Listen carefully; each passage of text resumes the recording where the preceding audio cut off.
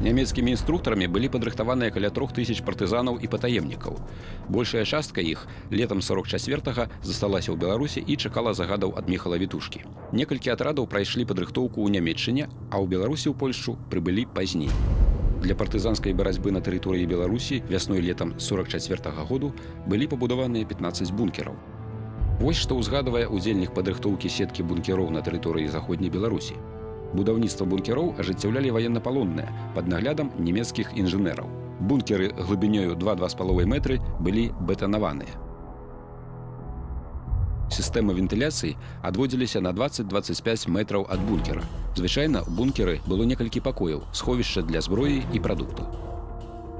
Усе беларускія атрады, пакінутыя ў Беларусі ў межах пляну Лібен-Кетхен, былі забяспечаныя радыёсувяззю, яўкамі, зброяй, боепрыпасамі, дакументамі, блянкамі ды пячаткамі савецкіх вайсковых і цывільных установаў, грашыма, медыкаментамі. Планавалася, што гэтых запасаў хопіць на 5-10 гадоў дзейнасці. Паводле аднаго з удзельнікаў супраціву, іх сапраўды хапіла аж да 1951 году. Дзякуючы гэтым бункерам, большая частка беларускіх партызанаў здолела ператрываць без вялікіх стратаў найбольш цяжкі перыяд да лета 1945 году. Менавіта за гэты час органамі дзяржбяспекі былі разгромленыя польскае падполле і партызанка.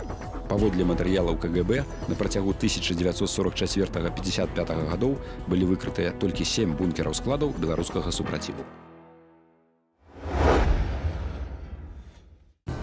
Яшчэ адным арганізатарам беларускага супраціву была беларуская незалежніцкая партыя на чале з Усеваладам Родзькам.